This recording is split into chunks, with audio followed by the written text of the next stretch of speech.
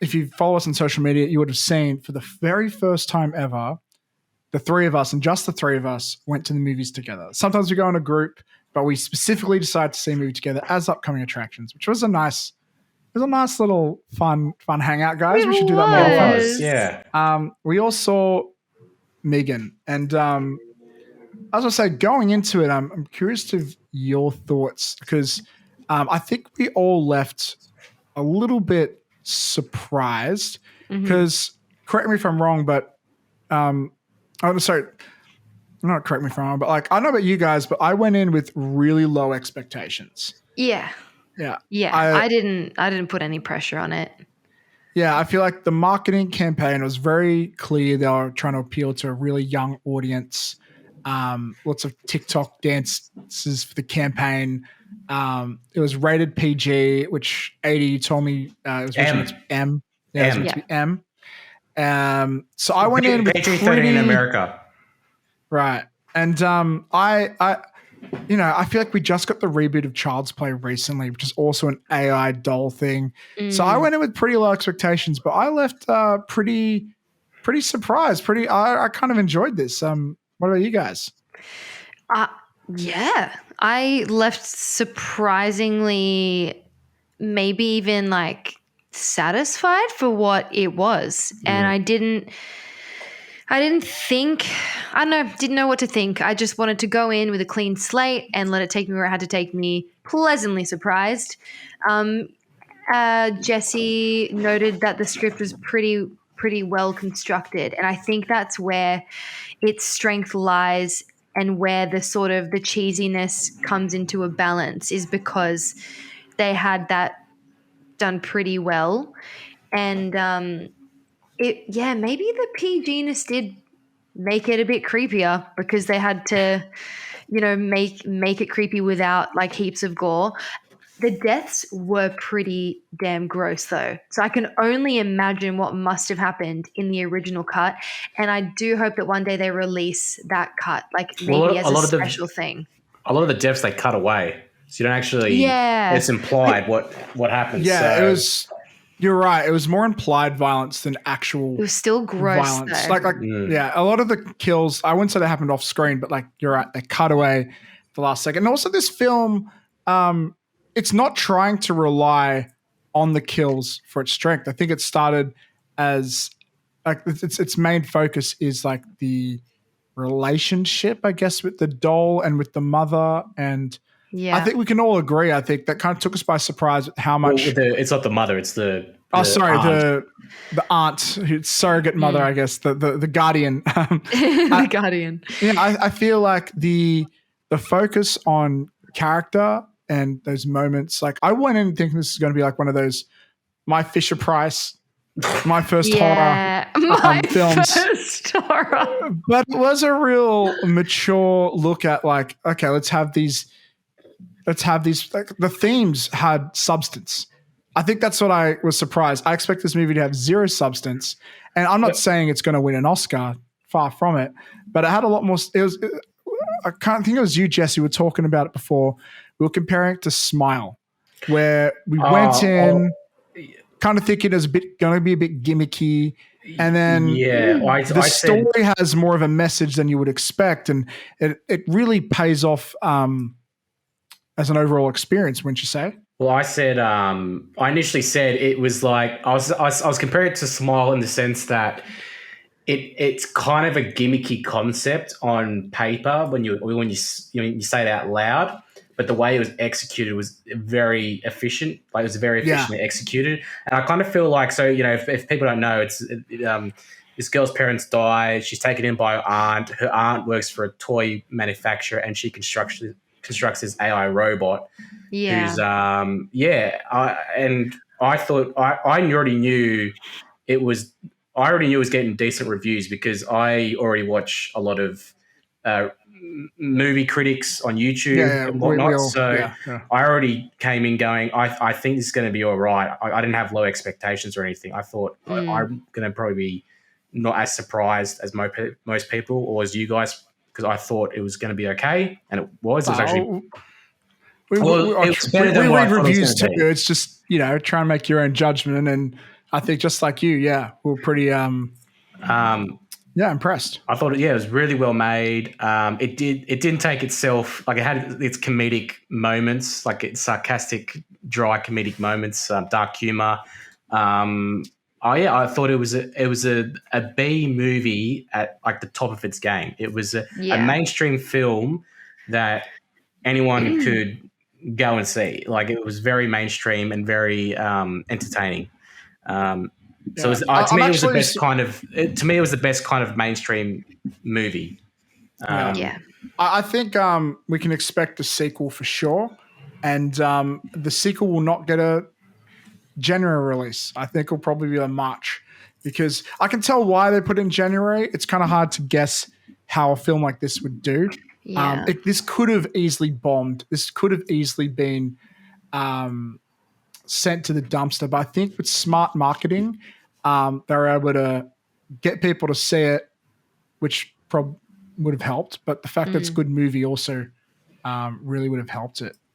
I think didn't they do an event where people dressed up as the doll M3GAN, somewhere? They did a bunch, and Smile did the same thing. They would have people smiling creepily and stuff. I think what's smart about this film from like a branding franchise perspective is they've named it after the main character. They've given her kind of a very memorable design, especially with the outfit. And then they by having people at events dressed up, it's encouraging people to cosplay. Like I think for Halloween, you're going to see a couple M3GANs. You may see at the next, I don't know, Comic-Con or whatever, there could be a few M3GANs around. I think the idea is, I think they've created this in mind to create a franchise, not just a horror movie. And I think this is a great example of how you can create a franchise. You have make sure we remember the character's name. They say it 100 times in the movie. The movie's named after it, just like John Wick. Same thing happened there. And then they've given her this iconic design, and a lot of the marketing involves people literally dressing up as her. So it plants that idea in your head. I think James Wan is one of my favorite producers, like one of my favorite Aussie filmmakers. And I imagine he would have had a say in this. And I think this is a Blumhouse film, isn't it? I believe. I think so. I'm just going to assume it was. Another win for Blumhouse. Go Blumhouse. Do you guys have any other thoughts or comments? A favorite scene, a favorite character, favorite anything?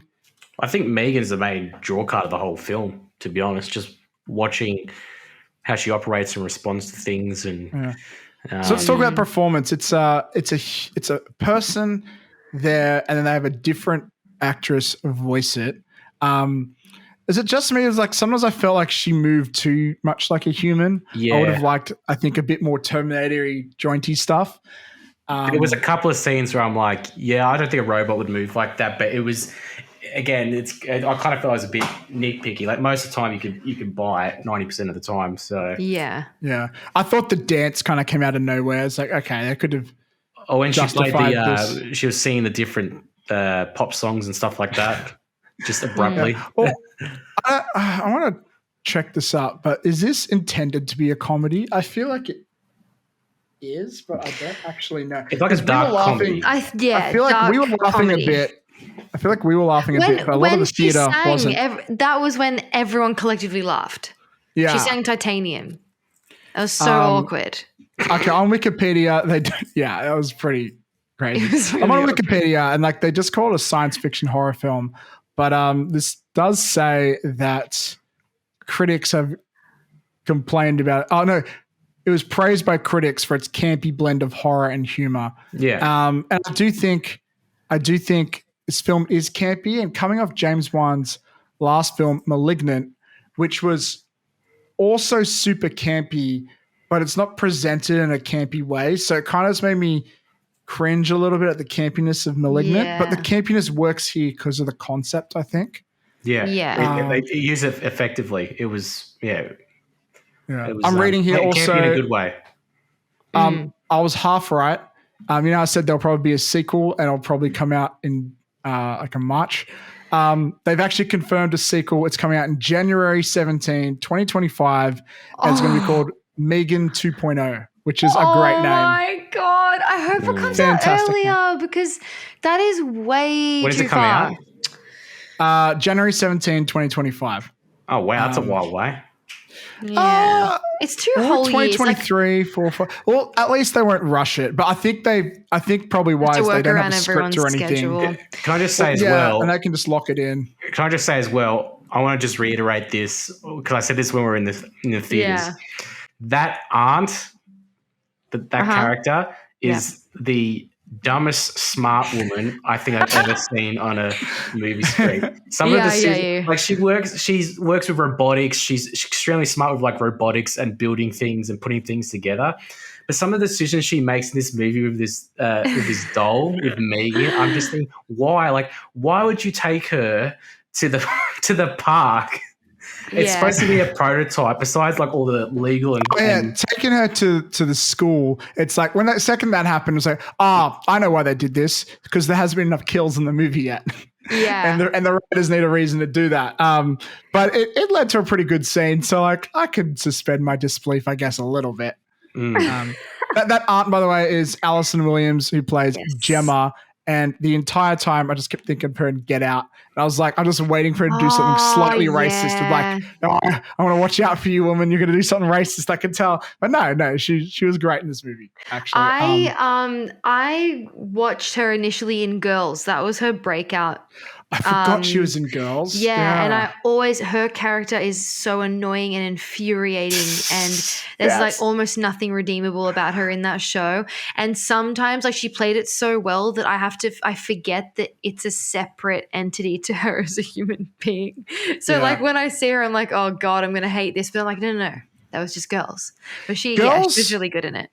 Girls really was like ahead of its time, like the way that it handled its subject matter. And then it launched like the careers of Adam Driver, Allison Williams, and then Lena Dunham she created the whole thing. She was a huge like celebrity for a minute, and then she kind of ruined it for herself, I think, with some of her choices. But you know, shout out to Girls. I can't believe that show came up in this conversation. I know, so random. Megan, really enjoyed it. Like, not a lot of meat to dig in on these bones here, but I will say I really liked Ronny Chieng. Is that how you pronounce that? Yeah, he was really good. He was really good. I feel like he was really funny. I think he was really well cast. Like that role really, like, you know, as a sort of a talk show host, I'm used to seeing him in a suit and having a bit of authority, and it kind of made sense for him to be here, and he fucking killed it. He's been popping up on a lot of things lately, and I'm really I'm really liking him. He's pretty cool. He is. He's cool. Yeah. Any other thoughts, comments before we close off for today, guys? Go see it. Yeah, honestly. You know what? Yeah. It's not. Take mates, take a date. Go and see it. Yeah. Take a mate, take a date. Well, we did have a quick chat after the movie, just saying like, how many other female like slasher villains can you think of? And like, there aren't really a lot. Like, I think the best I came up with a few in the bathroom break. I showed you, Matt. Lay them on us then. Well, I forgot them now. I mean, Jesse, you're really good at podcasting, my friend. I am. I bring the entertainment, mate. I bring the entertainment. And bring the entertainment, but none of the facts. The prettiness. I think the best you could. Like, it took us a while to think of some, but no, I showed you a list. I had. I'm trying to create content here, Jesse. Regan. I'm getting it. I'm building you into it. Okay, Regan from The Exorcist. Hang on, we had Samara from The Ring. And we had Jason's mum from Friday the 13th. I forget her name. Pamela. Is it Pamela Voorhees? But she's in the first one, but she's not really in the others. She's not really as iconic as Samara from The Ring. Misery. That's right. Yeah. Annie Wilkes from Misery. There's another one. Which you haven't seen. Oh my God, you're so right. Damn. And you can kind of count Carrie, but like it's not exactly. Carrie's more of a revenge, like a, you know. Yeah, like but I feel pushed over the edge.